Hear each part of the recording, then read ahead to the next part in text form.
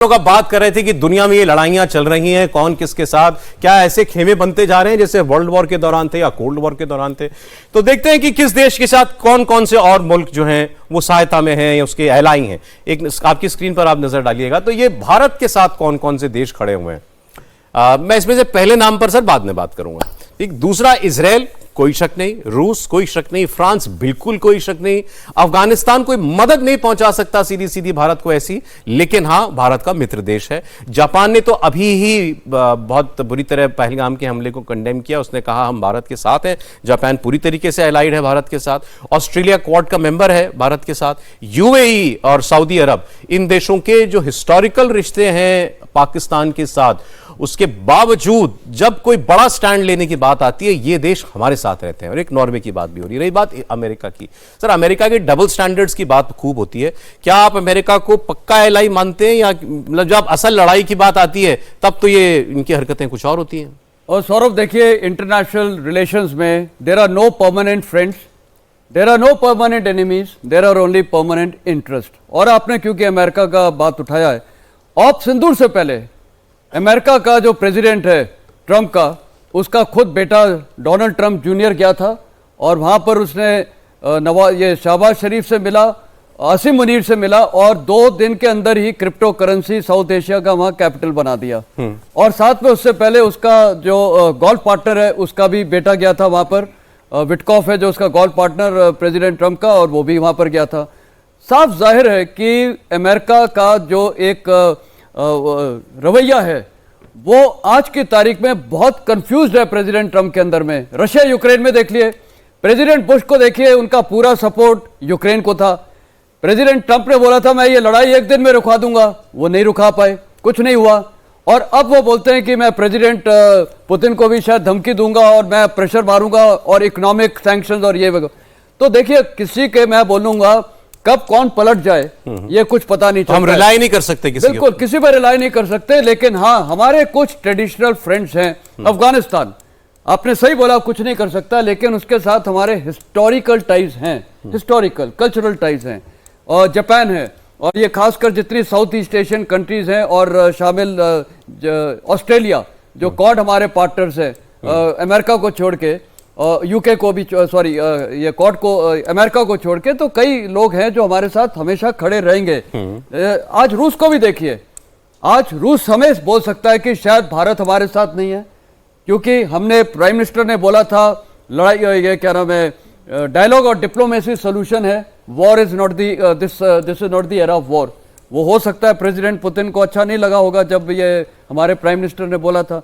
तो लेकिन सर दूसरा पक्ष भी हमको ही दोषी बोल रहा था कि आप खुलकर क्यों नहीं कंडेम कर रहे हैं। हमने कंडेम भी नहीं किया रशिया को। तो और आपने देखा यूनाइटेड नेशंस में जितनी भी जनरल असेंबली में वोटिंग हुई थी, हमने कई बार न्यूट्रल स्टांस लिया है। ठीक। तो आज की तारीख में सब अपने नेशनल इंटरेस्ट सुप्रीम देखते हैं। भारत भी अपना नेशनल इंटरेस्ट सुप्रीम देख रहा है। बिल्कुल। और ये अलायंसेस, अलायंस में वर्ड नहीं बोलूंगा, पार्टनर्स वगैरह या जो भी फ्रेंडशिप है चेंज होती रहती है। अब आप पाकिस्तान के साथ देखिए जरा, पाकिस्तान के साथ चीन बिना शक, तुर्की बिना शक, अजरबैजान बिल्कुल सही है, और मलेशिया भी अब पाकिस्तान के खेमे में जाता हुआ दिखाई दे रहा है।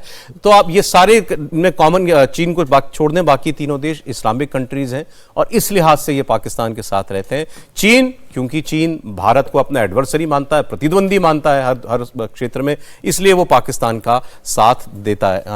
जनरल साहब, अभी सवाल है कि कौन पक्का दोस्त है और कौन, जैसा सर ने कहा, इंटरेस्ट बस के अपना इंटरेस्ट देखने वाला। बिल्कुल, देखिए जहाँ तक चीन का सवाल है, अगर आप पाकिस्तानी लीडरशिप का बयान सुने या उनके फौजियों का बयान सुने, आसमान से ऊंचा समुंदर से गहरी इनकी दोस्ती है।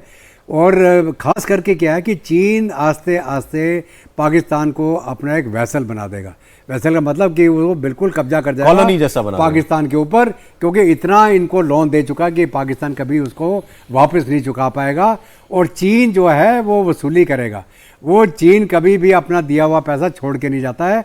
यहाँ तो जैसे आप उदाहरण देख लीजिए, आप श्रीलंका का, अगर पोर्ट बनाया है पैसा नहीं दे सकता 99 ईयर के लीज में, और यही हाल पाकिस्तान को होने वाला है कि पूरा पाकिस्तान चीन के पास 99 ईयर लीज में चला जाएगा और कोई भी इनकी फौज या इनकी लीडरशिप कुछ नहीं कर पाएंगे।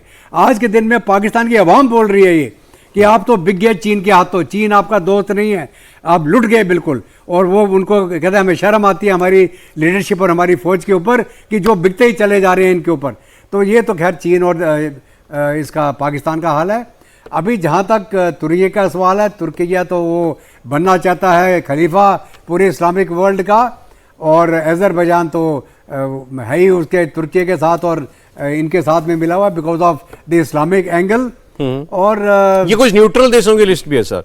न्यूट्रल उत्तर कोरिया वैसे तो रशिया के साथ लाइन है। उत्तर कोरिया का जहाँ तक सवाल है, जो मिसाइल टेक्नोलॉजी पाकिस्तान को मिली उत्तर कोरिया से, पाकिस्तान ने उसके एवज में क्या दिया उसको, न्यूक्लियर टेक्नोलॉजी। ठीक है, तो ये न्यूट्रल लिस्ट में गलत है, इसको ये पाकिस्तान के न्यूट्रल साथ लिस्ट में यहाँ वही बोलिए नेशनल इंटरेस्ट की बात है। जब उसको न्यूक्लियर टेक्नोलॉजी चाहिए थी उसने दिया होगा, बार्टर किया होगा ना, मैं तेरे को मिसाइल देता हूँ तू मेरे को न्यूक्लियर। ईरान जहां तक सवाल है, पहली बात इस्लामिक नेशन होने के नाते, क्योंकि ईरान भी एक लीडर बनना चाहता है, लेकिन वो एक बड़ा बैलेंस्ड अप्रोच बना के रख रहा है बिटवीन इंडिया एंड पाकिस्तान। वो इंडिया को कभी एग्नोटाइज नहीं करना चाहेगा क्योंकि उसके भारत के साथ में काफ़ी इंटरेस्ट इन्वॉल्व हैं।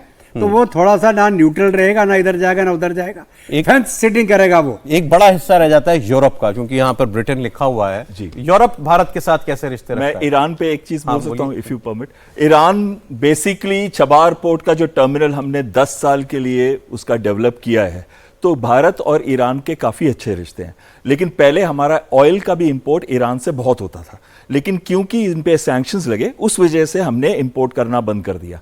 अब अगर न्यूक्लियर डील हो जाती है तो ईरान के साथ अच्छी दोस्ती हो जाएगी, क्योंकि वहां से हमारा INSTC रोड कॉरिडोर है, सेंट्रल एशिया तक जा सकता है।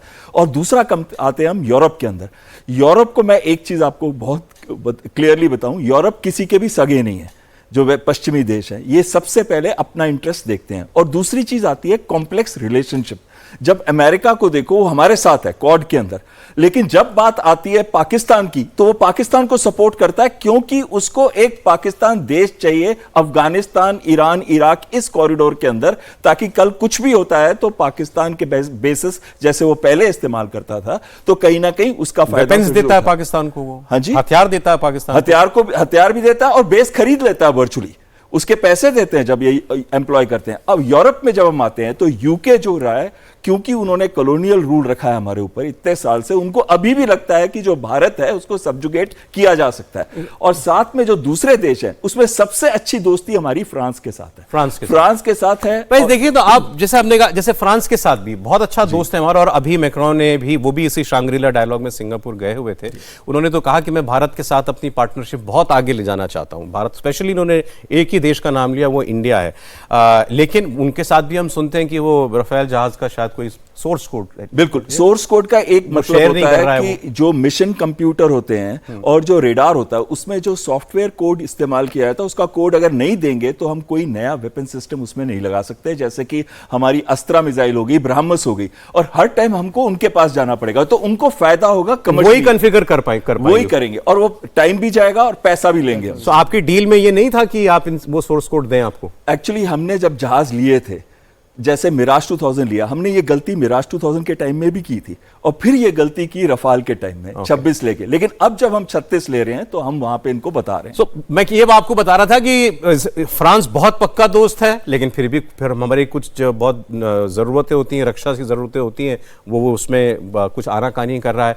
कोई आज कोई कोल्ड वॉर जैसा है क्या कि दो सुपर पावर और आधी दुनिया इधर, आधी मतलब कुछ इधर कुछ न्यूट्रल भारत जैसे उस दौरान, या कि रशिया हमारा दोस्त भी है, पाकिस्तान की भी मदद करता है, चीन उसका सबसे बड़ा एलाई है, चीन हमारा एडवर्सरी है। तो बिल्कुल आप देखें कॉम्प्लेक्स रिलेशनशिप जैसा आपने शब्द इस्तेमाल किया था। बिल्कुल देखिए, ये हो तो रहा है मल्टीपोलर वर्ल्ड, लेकिन ऑन ग्राउंड ये जो कोल्ड वॉर एरा का जो एक कोल्ड वॉर चल रहा था उस पर अलायंसेज हो गए थे, कुछ वैसा ही अब दिखता जा रहा है। और ये इसके कारण है, पहली बात आप देखिए रशिया यूक्रेन वॉर से तो एक बहुत ही पोलराइज्ड, अगर आप 2-3 न्यूक्लियस पकड़ पाए कि अच्छा देखिए ये बड़े देश हैं और इनके साथ ये लोग जुड़े हुए हैं, तो हाँ, तो लॉन्ग टर्म में मेरे को लगता है रशिया, चाइना, नॉर्थ कोरिया, ये 3 देश हैं, और ईरान थोड़ा अभी बैलेंसिंग फैक्टर में। जहां ईरान को ये प्रेसिडेंट ट्रंप ने खूब धमकी दी और ये जो ईरान न्यूक्लियर डील पे चल रहा है वो भी इस कैंप में आ जाएगा। तो एक तो ये कैंप दिख रहा है। दूसरा कैंप है West, only West, America question mark with president Trump की पॉलिसी है, बट लॉन्ग टर्म में प्रेसिडेंट ट्रंप को भी पता है कि वेस्ट बहुत जरूरी है। जहां तक भारत का सवाल है, भारत आज एक स्ट्रेटेजिक ऑटोनॉमी रखा हुआ है और वो मेरे को लगता है हमारे पास उसमें सारे options open we are not in any one camp. नहीं, we are not in any one camp and I think हमारी जो पॉलिसी है बहुत अच्छी है, क्योंकि एज ऑन डेट भारत ही एक ऐसा देश है जो विश्व में सबसे बात कर सकता है, चाहे वो फिलिस्तीन हो, चाहे रशिया हो, चाहे यूक्रेन हो, चाहे इजराइल हो। बाकी ये कंट्रीज नहीं सबसे बात कर सकती हैं। तो आज एक हमारा जो स्ट्रेटेजिक ऑटोनॉमी है, मेरे को लगता है बहुत ही अच्छा बहुत लोग कहते हैं कि under prime minister Modi Bharat के इंटरेस्ट धीरे धीरे ज्यादा जुड़ते जा रहे हैं अमेरिका के साथ, रूस से कम होते जा रहे हैं। और देखिए, जैसे मैंने पहले बोला था, नेशनल इंटरेस्ट तो सुप्रीम है भारत के भी।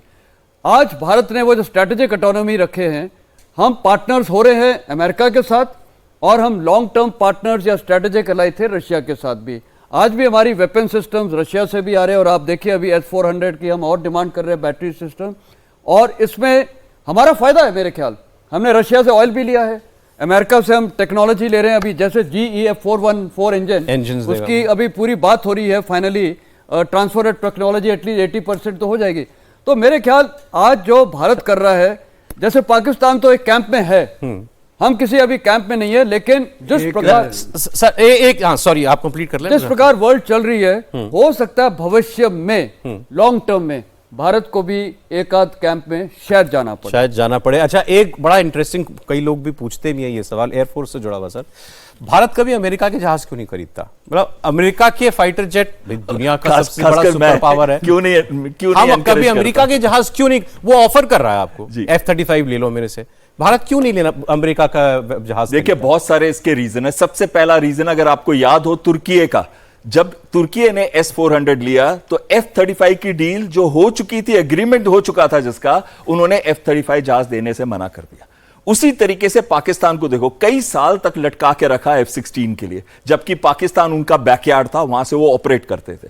अब आती है बात कि भारत को क्या करना चाहिए। अगर भारत के पास ऐसी चॉइस है, जैसे कि Su-57E की हम बात करते हैं, तो उसके अंदर ट्रांसफर ऑफ टेक्नोलॉजी, को डेवलपमेंट, कॉस्ट इफेक्टिवनेस, अमेरिकन जहाज जो होते हैं बहुत एक्सपेंसिव होते हैं। आपने F-35 की बात की, $42 मिलियन का ये जहाज है, ये बेसिक कॉस्ट है। इस पे अगर आप वेपन सिस्टम्स ऐड कर देंगे तो ये $100 मिलियन के पास पहुंच जाएगा। इससे आधी कीमत से भी कम में हमको एक, ठीक है, मैं कह रहा हूं, मैं उस नजरिए से पूछ रहा था सवाल कि मैं इंटरनेशनल रिलेशंस में भी आ रहा हूं। और इस दूसरी चीज है कि अमेरिका के ऊपर कोई रिलायबिलिटी नहीं है, कभी भी वो स्पेयर सप्लाईज बंद कर देता है। अच्छा। कभी भी उसका, जैसे वो कहते हैं ना कि वो लॉक ऑन ऑफ कर देगा, और एक बार उसने वो कर दिया तो हम उनके You can actually do that? अगर आपने किसी को जहाज दे दिया उसके बाद भी आप कंट्रोल रख पाते हैं उसके ऊपर? अभी दो चीजें हैं इसमें। सबसे पहले चीज है, जैसे उसने पाकिस्तान को बोला है कि ऑफेंसिव रोल के अंदर F-16 का इस्तेमाल नहीं किया जा सके, तो एक डिप्लोमेटिकली डिक्टेट दिया जा सकता है, वो सही है। लेकिन ये कहना कि ऐसा कोई स्विच है उसके पास कि वो यूटिलाइजेशन ना कर सके, ये बहुत एडवांस जहाज होंगे तो होगा, नॉर्मल जहाजों में नहीं है।